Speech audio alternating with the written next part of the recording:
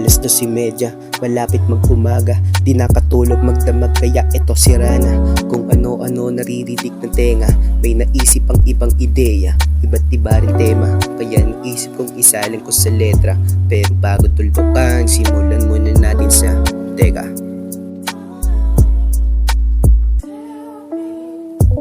Alas 12:30, tahimik ang paligid, hirap na makatulog kaya pinipilit ikalma ang magulo kong isip na may biglang sumilip. Tropa ko pala, ano ng balita? Nasaan na yung parte ko sa kita? Di ba sabi mo ibibigay mo sa akin pag tayo'y nagkita? O halika, pumasok ka na muna, maghahanda lang ako ng kape doon sa kusina.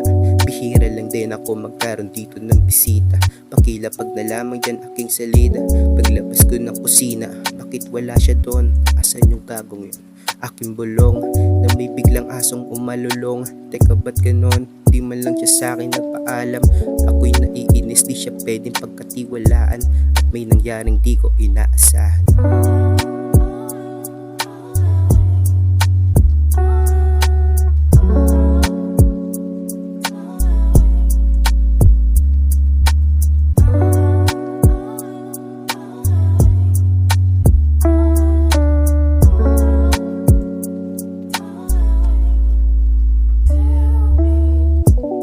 Kumatok sa pintuan, dumadagundong, kaya patakbo lumapit patungo doon. At ng aking pagbukas sa leeg ko may kumapit, tumayo lahat ng balahibo ko hanggang sa anit. 45 nakatutok sa aking noo. Ako'y napatanong, teka sino kayo? At nakita ko yung tropa ko sa lapag naghihingalo. 5 armadong lalaki nakapaligid sa bahay, may dalang sagradong diamante, madilim ang pakay. Nasaan ang puting bato? Tanong nung isa, sagot ko di ko alam, kaya ako'y binira. Hinampas sa akin ng iskwalang dala, at biglang tumagundong ang ulo ko, sabay na tumba. Habang tumatagas ang dugo ay naisip ko na ang supplier na tinutukoy ng tropa ko ay sindikato pala.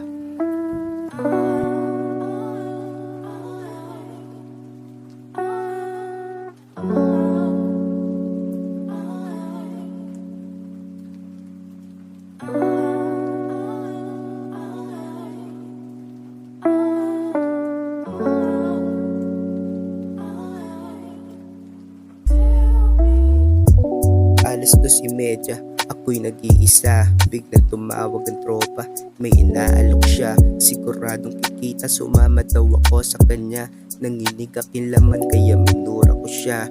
Binaba ko ang telepono, sabay balik sa pagkahiga. Bago pa siya matapos, sinimulan ko na sa teka.